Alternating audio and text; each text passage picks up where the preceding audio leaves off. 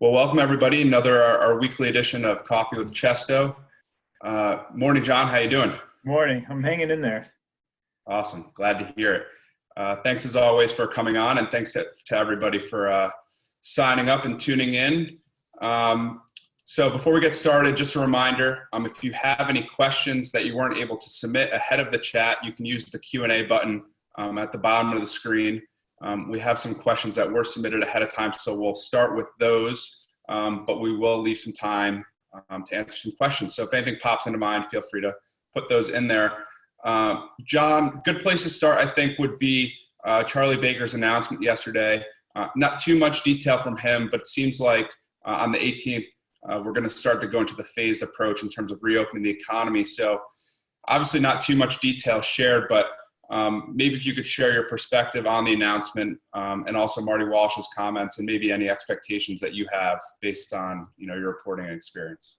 Sure. So I think one thing that I guess for fans of reopening the economy, it seems almost definite that there's not going to be another delay or postponement. We've had two of those, and the health data really didn't support reopening the economy in those, the two previous times. You could make a good argument that it's still a little, as they say, scary out there, but I think a lot of people are antsy, and I think that enough businesses have figured out how to do this safely that the announcement pretty much says to me that, things are starting to rev up next week after May 18th. He didn't provide much detail yesterday. I think we're going to see more industry specific information as the week goes on. One example will be restaurants. We'll really want to hear exactly what sort of the occupancy requirements will be for restaurants, will it be al fresco dining only. I'm led to believe that there will be some interior dining with restrictions, sort of like you have to wear a mask except when you're eating. I don't think there's going to be a requirement that you can only eat outside. Even in the summer around here, that can be a little difficult. Of course, you heard the mayor has talked about opening up streets and sidewalks to more outdoor dining. That's been something that's been under discussion for a while with the restaurant industry. I think we will see more of that, even if there is some inside dining allowed, just because the space requirements are going to be very different. So my takeaway is businesses, most notably the Greater Boston Chamber of Commerce, have been pushing the Baker administration for some sort of guidelines in terms of, okay, what do we tell our people in terms of getting ready? Baker provided those guidelines yesterday, so the companies that are looking to reopen next week can start to get ready. The guidelines there was no real surprises in terms of, okay, you got to keep physical distancing, you got to wear a mask in the office. The way I look at it is he basically was sort of just extending rules that are already in place for the quote essential workplaces that are already open through the shutdown. So most businesses have already been planning for this. There were no real surprises, but it's going to be a gradual comeback. A lot of the office employers aren't expected to bring people back until the end of August, September, some maybe even later.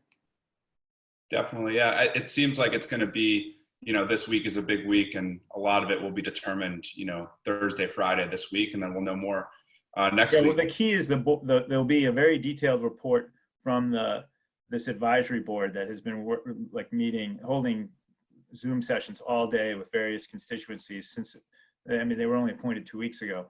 That report's due on May 18th, and that'll have sort of all the granular detail. Some of the business groups really wanted some sort of information before May 18th in case some of their members wanted to reopen on May 19th. But yeah, that we'll see more this week. But the big deal will be presumably next Monday when this report comes out. Definitely. So big topic in terms of the questions that were submitted were around tourism. Obviously this time of year, a lot of people come to the Boston area, go to Cape Cod, Nantucket, places like that, which brings, economic impact into the city as well. What can we expect in the short term? We can talk about the long term in a bit, but in terms of, the immediate future, June, July, August of this year, how should businesses prepare to adjust to, the lack of tourists, likely coming into the Boston economy? And what are some of the, fallbacks from, that happening? Well, we're definitely going to see fewer people. I do think that there's a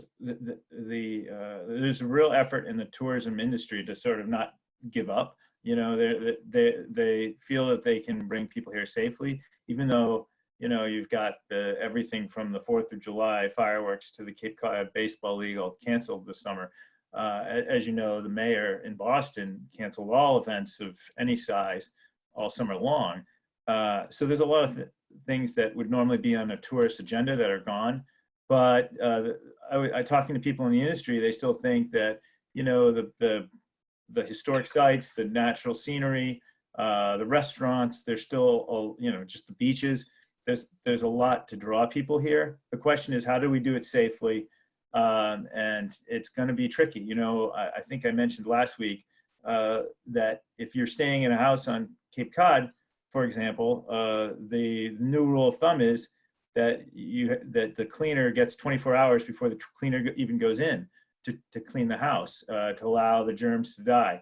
In the past, the turnover was usually a couple hours. People would leave on Saturday, and then people would come in on Saturday. I think the turnovers are going to be very different, very staggered. That will reduce some of the traffic problems at the bridges, at least. The tourism industry is really hoping to have a major marketing campaign this summer, but will it be? It's really everyone's waiting to see what the Baker administration does in terms of lifting. The big question is, will he lift this sort of 14-day more quarantine rule, where if you visit from out of state, you have to self-quarantine for 14 days. It's not enforced, but it sort of sends a message that we shouldn't be bringing visitors in here because it's not quite safe. So when he lifts that, the tourism industry is going to try to do its best to market the state. The problem is it doesn't have much money. It asked the state for $15 million just last week in federal money to get a campaign going, hopefully as soon as July. But we really need to wait to see what the administration says based on help that. And then what are some of the longer term changes that you expect out of tourism? Vacation rentals, things like that are popular in places like Nantucket and the Cape and Martha's Vineyard. What's kind of the future of, the tourism economy around, the Boston markets? Well, I mean, the big question is, how will things change once, the vaccine is readily available? And that might not be in for another 18 months or 2 years. In the meantime, you're going to see this sort of hesitancy. I think we're still going to benefit from, the Cape Cod, for example. A lot of people drive there. I think that's a selling point. I think fewer people are going to be flying. So we'll have fewer overseas visitors, which is a problem because Massachusetts in general does benefit from overseas tourists. I think it's going to be a lot of starts and stops until we get to that magic moment in the seemingly far off future when we all can feel reasonably confident that we're immune to this thing. Definitely. So the second biggest topic that we had from the questions submitted were around the future of work, both from the employee and the employer side. We had one question come in around, applying for a job right now, and kind of, this person was used to working in an office, and now kind of the future, at least for the foreseeable future, is remote work. So what do you expect? Obviously, the unemployment numbers are huge right now in terms of the applicant market. Anything you're hearing, I guess, from the employer side that you can, relay to someone looking to apply for a new position because they were laid off, in terms of the job market do's and don'ts? Well, I can tell you, first of all, that there are still a lot of companies hiring. It seems counterintuitive right now, but the Mass Technology Leadership Council, which consists largely of software companies, surveys its CEOs every month or so during this pandemic. That's their plan, and at least a third of them say they're hiring now. But I'm also hearing from retailers. Believe it or not, I heard from a a bike shop, Wheelworks Multisport, which is my bike shop in Belmont. They are looking to hire people because what's happened is people are ordering things online now, and they need help fulfilling those orders and packaging them. When in the past, obviously the customer would come in and carry those things to the cash register. Obviously a lot of companies are still sorting out plans for the year. They're cutting back. There are layoffs that we hear every day, but that doesn't mean not to apply. Most of these job interviews obviously are taking place virtually, which is an unusual situation, and I would say unprecedented. I mean, I'm hearing even of C-level executives being hired based on virtual teleconferences as opposed to face-to-face meetings. Best advice is, like as it is with in any job market, strong or weak, just to get yourself out there.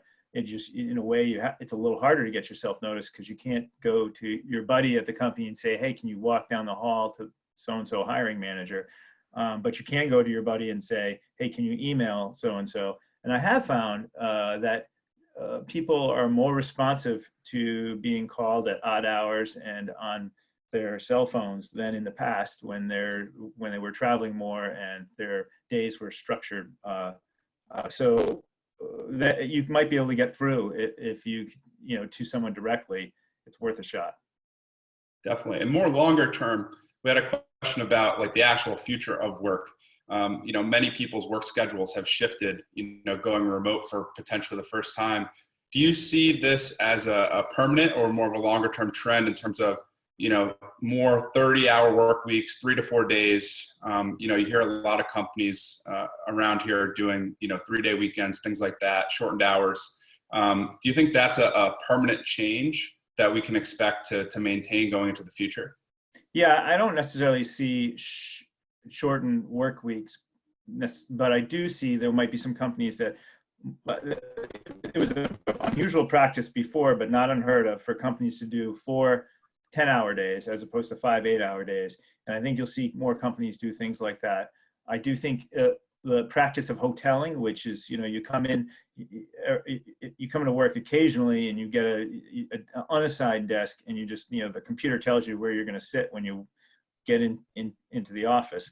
I think that's going to be more frequent. I talked to one CEO who's planning on, maybe 10% of his local workforce telecommutes now. And once he's back up to full speed, he thinks it's going to be more like 30% of his workforce is going to be telecommuting. So he's planning his real estate appropriately. At the same time, you need a little more space per person because you're going to obviously have to have a certain amount of space between desks that didn't exist before and just movement through the office.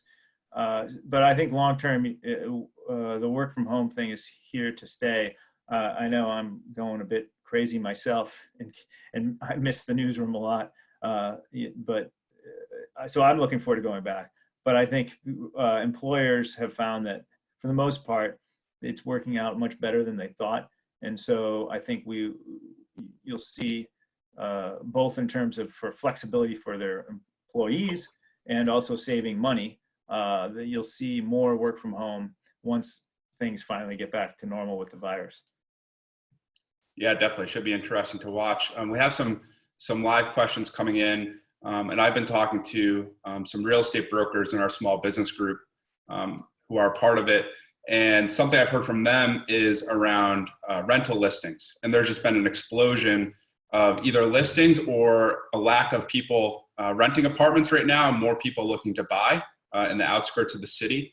And they fear that, that there might be some sort of rental crisis in the city of Boston, just because, people who would have been renting apartments are now buying homes outside of the city just because of the COVID crisis. This person put around looking at real estate. This person owns a condo in Back Bay. She's hesitant to list it because, she fears people aren't willing to go to the apartments and look at them. What do you see as kind of the future of the real estate market in Boston? And do you see that as an actual trend in terms of, people not renting apartments anymore in the city, but rather opting to buy homes in the suburbs instead? Well, I don't think this issue of city versus suburbs is is is as old as time, and there's always this debate about what's going to be more popular, and you never really know until it happens. I'm still a big believer in cities, especially places like Boston. I think when this pandemic is over, and maybe this is my wishful thinking, that Boston will still be a very desirable place. I think one thing that I'd be concerned about if I was a landlord, this huge group of college students that that are now online at home with their parents and may not be coming back in the fall. Obviously many colleges are planning sort of campus versus online teaching, and I think colleges it seems like college life could change perhaps forever as a result of this. Certainly a lot of colleges might not survive. And so that's going to put some pressure in the Boston area where we have 50 or 60 colleges that will trickle out into the rest of the rental market. Real estate is, homes are still being sold. I haven't seen any evidence yet that real estate prices are crashing in greater Boston area. I do think that the near suburbs, I live in Newton, and I think it's not going to get that much easier to buy in Newton. I haven't seen prices drop here. I think the near suburbs with good schools in Boston at least are always going to be in high in demand. I think that to some extent Boston prices were overinflated by overseas buyers buying some condos and driving up the cost for everyone. And I think that dynamic may change. Gotcha. So we have a question about the Boston Marathon. Seems like every week we have someone asking about the marathon. One of my favorite topics, so I'm happy about that. Yeah, despite us having any inside information, but notably Marty Walsh, canceled all large gatherings through Labor Day just last week. This person, notably the rescheduled Boston Marathon falls after, Right. Labor Day, so it's outside of the pre-canceled events. This person wants to know: do you see the marathon potentially, purposely being outside of that deadline, potentially being the first large gathering, almost as a test, as a way to, proceed into the next year with, restructured, live mass gatherings and stuff like that?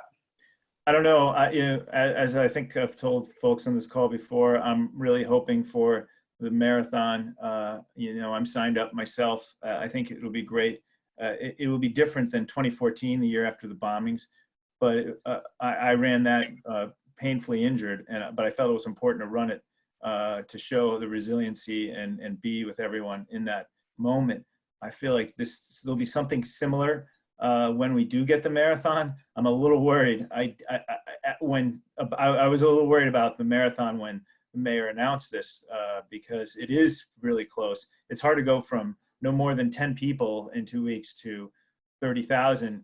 I think you could do smaller road races and triathlons and maybe fundraising walks where people are staggered when they start. But with 30,000 people out in Hopkinton, it's pretty hard to stagger them. So I would say, I was optimistic 2 weeks ago when I think I said 50-50 chance. I'm a little less optimistic now. It would be great if it's the first big test, but it seems like that's going from 0 to 60 almost overnight, if you know what I mean. It's from, I can sort of imagine, because I've done the race a few times, imagine how it might work, but there are a lot of challenges. So far, the BAA, which runs the marathon, they have not really shown their hand in terms of what they're going to do. But I think I've been reading their emails to runners, and the tone sort of shifted to a little bit more, I would say, be prepared for the worst scenario type tone. It's a little more pessimistic. No doubt. We'll have to keep revisiting every week until. Yeah, happy to talk about it.